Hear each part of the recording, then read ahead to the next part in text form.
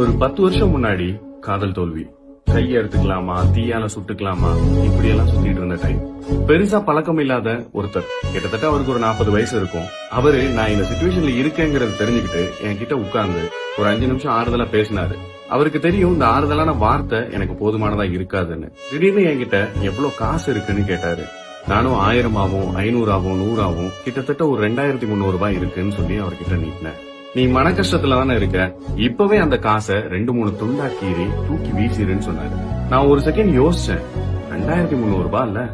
அப்போ அந்த ஆள் கேட்டாரு, இவ்வளவு மன கஷ்டத்திலையும் அந்த பேப்பரோட வேல்யூ 2300 ரூபாங்கிறதும் அந்த 2300 ரூபாயை சம்பாதிக்கிறதுக்கு நீ எவ்வளவு கஷ்டப்பட்டங்கிறதையும் ஒரு செகண்ட் யோசிச்சல.